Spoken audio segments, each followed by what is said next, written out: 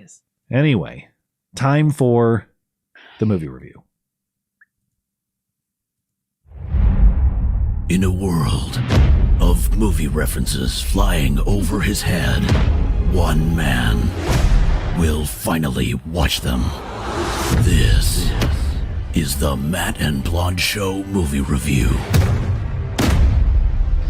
This week's movie is the 1975 Jack Nicholson classic One Flew Over the Cuckoo's Nest, in which a tricky convict manipulates his way from a work farm to a mental institution and inspires new life in the residents, only to lose his own in a battle with an overbearing nurse in the film adaptation of the novel by the same name. From movie picker Michael, a favorite of the anti-establishment liberals in 1975, Cuckoo's Nest, in these modern times, maybe one of the most based films out there, the hero McMurphy should be an inspiration to those on the right. As always, your thoughts and your rating.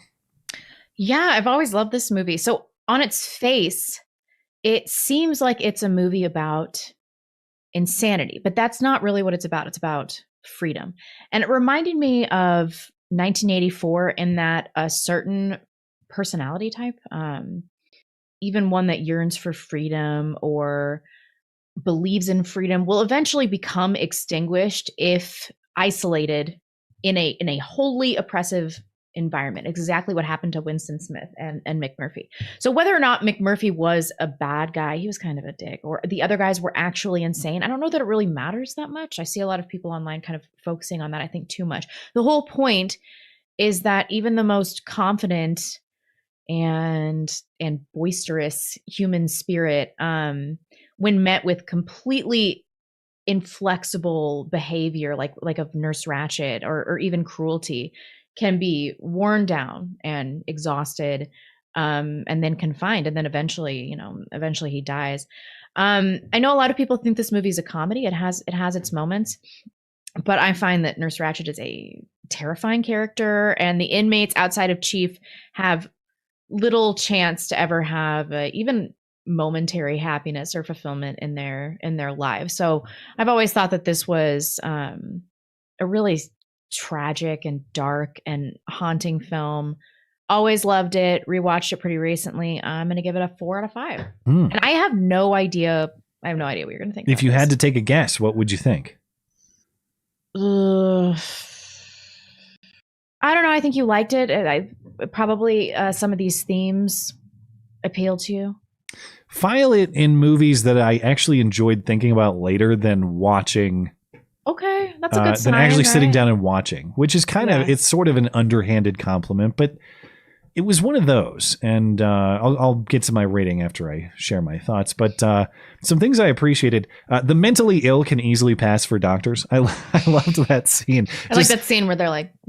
I don't know if that was the intent to show that if you just... You apply the label doctor and you can get away with literally anything. And there's little visual distinction between mentally ill hobo and doctor. People will believe that's a doctor with a crazy beard or something. Yeah. It was particularly relevant to the last couple of years too. No matter what, you're watching a theft in progress, but you're told it's a doctor doing it. Oh, well, this changes everything. I'll see myself out. Yeah. That was really funny. Just a brief moment in the movie. The one I found a lot of value in, though. But as far as the broader value of the movie, just the value of energy and optimism against the black pill, McMurphy is such a great character to find joy and purpose in taking on the hopeless. Yeah. And he's not fully successful in that endeavor. He's partially successful, and it costs him his life, of course. But it just goes to show that even when you are dealing with actual abuse, actual tyranny, if you want to put it that way, you maintain your spirit to laugh, to make jokes, and to find hope and reason to persist, even if it is actually basically hopeless. McMurphy's ability, I wrote in the review, other than his statutory rape issue, which... But she said she was 18. Other than that, I do agree that we should find inspiration in that sort of character. And you touched on some of these themes, just a commitment to commitment and the voluntary choice of imprisoning ourselves. of course, when McMurphy finds out that a lot of the people there are voluntarily there, he kind of loses it. And what are you guys doing? You could leave anytime. All you do is bitch about this place. You could leave and you don't. And yet he basically does that himself. He could have escaped with the bus. He could have escaped on the boat. He could have done it when he planned to do it with Chief, and then he drank too much and just slept through it anyway. And it's just a lesson. There are few prisons that are more confining than those that we choose for ourselves. Of course, you can be held against your will. It's very possible. But we imprison ourselves within our own minds in various ways, sometimes without even realizing it. Instead of focusing on limitations and surrendering to those limitations, a lot can happen when you put your mind to breaking free. Yeah. And maintaining the sort of McMurphy attitude and commitment to doing that. And lastly, I appreciated the metaphor of the Chief. Just another person to emulate. Speak softly. Be unassuming. Even disguise yourself when it's necessary. Yeah. But be capable of great and dangerous things. You don't have to advertise your skill set. You don't have to be the most obvious person in the room. But if you're capable of great and dangerous things and you can deploy them when needed, that is tactically advantageous. So, when shit really hits the fan, Chief is the one who wins. And there's a reason for that. Yep. The worst, I actually can't say that much negative about this movie other than kind of what the chatter was getting at, which was the entertainment value was lacking for me. It's another one that just takes forever to get going. It's almost an hour before they're actually on the boat and doing some stuff outside of the mental institution, and some of the bigger themes of the movie are starting to come out. Now, it's a character-driven movie, though. I totally understand that to show the change in these characters and the sort of belief in escaping that horrible inside of the institution has to be established. I get it. Yeah. The characters have to be established. I just think there were a lot of things that went on way long that didn't really serve that purpose and establish those points, like the ridiculous extension of the World Series bit. Like, I get it. She's not going to let you have a vote. It's enraging. I loved that. It goes on and on and on. The basketball scenes outside, okay. This could be cut down. We could get to the point quicker.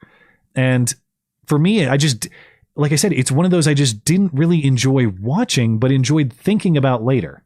Then it's a good movie. So, what did you give it? I almost talked myself into a 4, but I left it at a 3. And it's a movie I enjoyed, and I honestly, I could recommend it. But I don't think it's one that I am eager to sit down and watch again. So I gave it a 3. Ugh. Teetering on a 4. Because I liked it afterwards. Okay. I'll allow it. So. Fine. Next week is Last of the Mohicans, right? That is the result. As far as the audience reaction, they're right there. They're right there with you and me, actually. 4 wikis leading the leading answer in the early vote of people who've seen the film. 3 wikis right after that. Not a lot of hate for it, though. Not a lot of people giving it 1s and 2s. Last of the Mohicans is up for next week. I know nothing about it other than it is a 1992 movie about French romantic. And Indian wars. That's all I know. Daniel Day-Lewis. Oh, he's in it. Okay. Hells yeah, he's in it. All right. The nominees for the week after that, again, movie nominator for the month is listener Michael. The Outlaw, Josie Wales. Is it just Midsummer? I asked that before. That's how I pronounce it. Mm-hmm. Excuse me. Richard Jewell, The Hunt, The Enforcer, Breaking Away.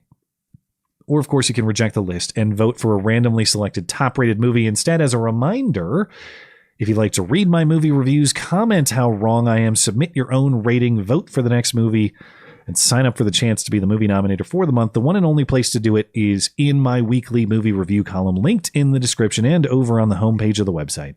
That is mattchristiansenmedia.com.